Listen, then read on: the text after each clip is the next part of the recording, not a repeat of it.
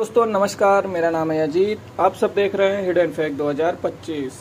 1000 रुपये के लिए नए रजिस्ट्रेशन शुरू। आपको यहां से ऑनलाइन करना है ई श्रम कार्ड के रजिस्ट्रेशन के लिए। जी हाँ दोस्तों, आज इस वीडियो के बारे में बात करेंगे और आपको बताएंगे कि श्रम कार्ड को आप कैसे ऑनलाइन आवेदन कर सकते हैं 1000 रुपये के लिए।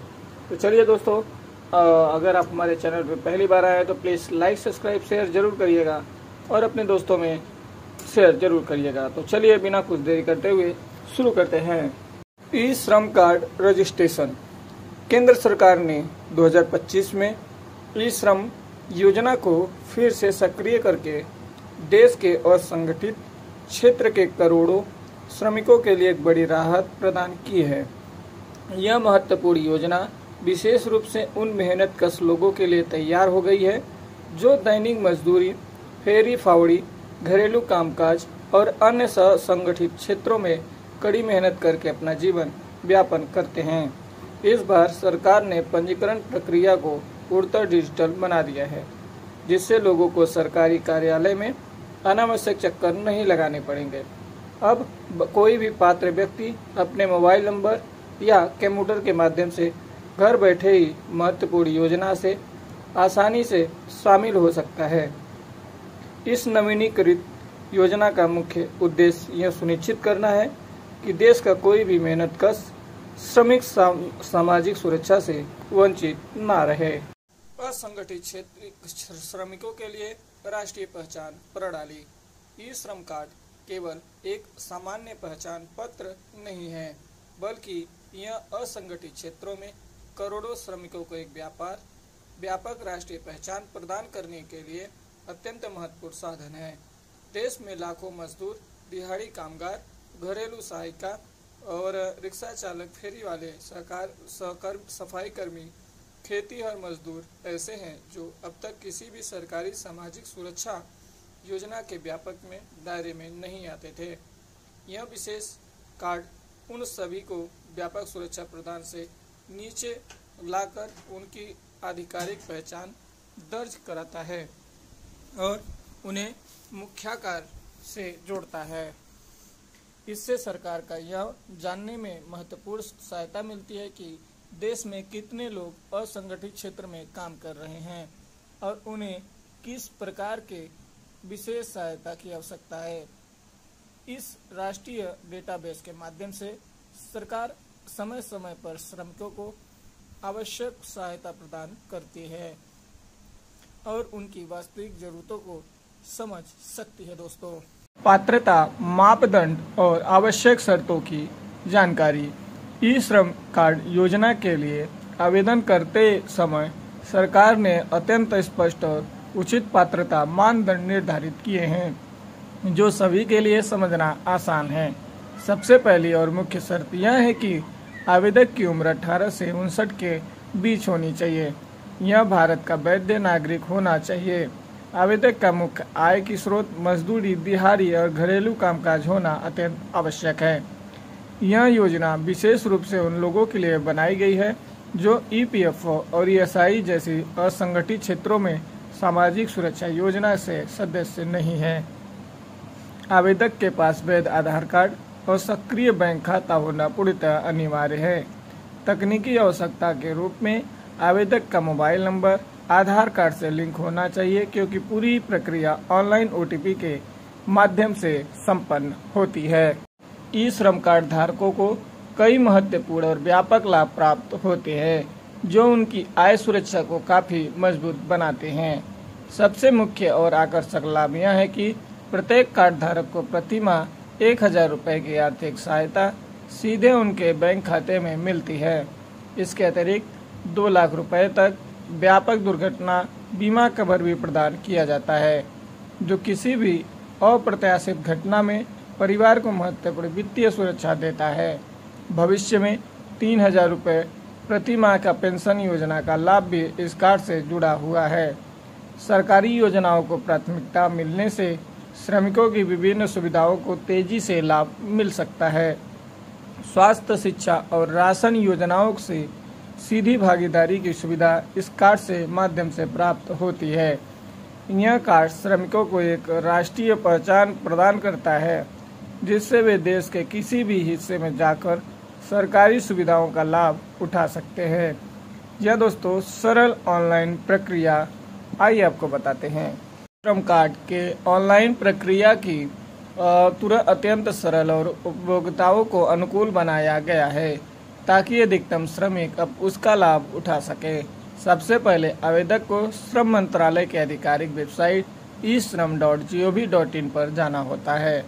होम पेज पर रजिस्टर्ड या ई-श्रम के विकल्प पर क्लिक करने के बाद से लिंक मोबाइल नंबर आधार से दर्ज करना होता है। OTP सत्यापन के पश्चात आधार से जुड़ी बुनियादी जानकारी स्वयं ही भर जाती है। इसके बाद शिक्षा, पेशा, कार्य क्षेत्र, मासिक आय और बैंक विवरण जैसी अतिरिक्त जानकारियां सावधानी पूर्वक भरनी होती है। दस्तावेज के रूप में आधार कार्ड, बैंक पासबुक की स्कैन प्रति और पासपोर्ट साइज फोटो अपलोड करना होता है। सभी जानकारी सही तरीके से भरने के बाद फॉर्म सबमिट करना होता है। पंजीकरण पूरी होने के बाद डिजिटल कार्ड तुरंत डाउनलोड किया जा सकता है और भौतिक कार्ड से 7 से 15 कार्य दिवसों में तैयार हो जाता है। दोस्तों, भविष्य की योजनाओं में एकीकरण और विस्तार। सरकार की दीर्घकालीन और व्यापक योजना है ई-श्रम कार्ड को आने वाले समय में और भी कई महत्वपूर्ण सरकारी योजनाओं से जोड़ा जाए। इसमें स्वास्थ्य बीमा योजनाएं, कौशल प्रशिक्षण कार्यक्रम, स्वयं रोजगार के लिए ऋण सुविधा और राशन का वितरण प्रणाली शामिल है। यह एकीकरण का स्पष्ट मतलब यह होगा कि ई-श्रम कार्ड धारकों को केवल 1000 रुपये की मासिक सहायता ही नहीं, बल्कि सरकारी सुविधाओं में विशेष प्राथमिकता मिलेगी। डिजिटल प्लेटफॉर्म के माध्यम से सभी लाभ एक ही स्थान पर प्राप्त होंगे, जिससे श्रमिकों को अलग अलग कार्यालयों में चक्कर नहीं लगाने पड़ेंगे। इस योजना गरीब और श्रमिक वर्ग को सशक्त बनाने की सरकार को व्यापक रणनीति की महत्वपूर्ण हिस्सा है। भविष्य में आर्टिफिशियल इंटेलिजेंस और मशीन लर्निंग का उपयोग करके श्रमिकों को आवश्यकताओं का बेहतर विश्लेषण किया जाएगा। सामाजिक सुरक्षा में नया आयाम और महत्व। दोस्तों, ई-श्रम कार्ड योजना भारत की सामाजिक सुरक्षा में एक नया महत्वपूर्ण आयाम जोड़ती है। यह केवल एक सरकारी दस्तावेज ही नहीं, बल्कि करोड़ों असंगठित श्रमिकों के लिए गरिमा और सम्मान का प्रतीक बन गया है। इस कार्ड के माध्यम से श्रमिकों को यह एहसास होता है कि सरकार उनकी चिंता करती है और उनकी बेहतरी के लिए निरंतर कार्य करती रहती है। मासिक आर्थिक सहायता से उनकी तत्काल जरूरतें पूरी होती है और बीमा कवर में भविष्य की चिंताएं काफ़ी कम होती है।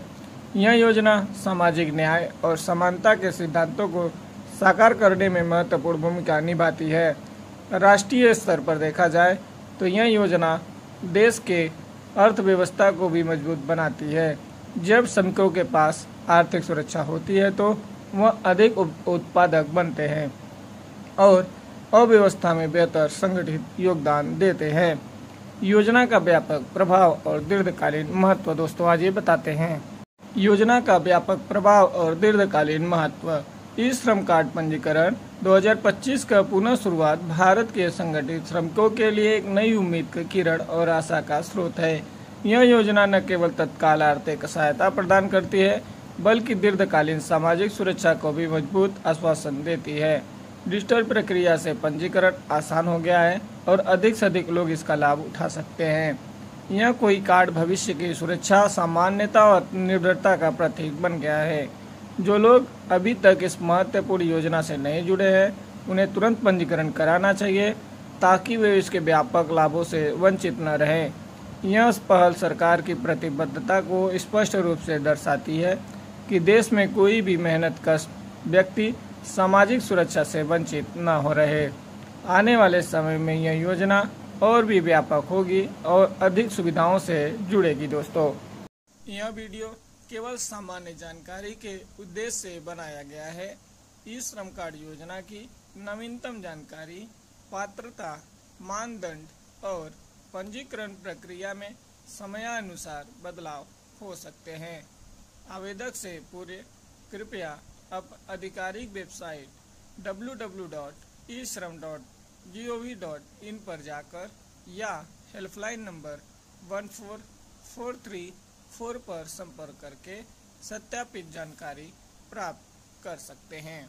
सरकारी योजनाओं की शर्तें और लाभ केंद्र सरकार के निर्णयों के अनुसार परिवर्तित हो सकते हैं। दोस्तों आज के लिए बस इतना ही। मिलते हैं आपसे नेक्स्ट वीडियो में। और अगर आपको वीडियो अच्छा लगा हो तो प्लीज़ लाइक, सब्सक्राइब, शेयर जरूर करिएगा और कमेंट करना ना भूलिएगा दोस्तों। तो दोस्तों मिलते हैं आपसे नेक्स्ट वीडियो में, तब तक के लिए बाय बाय।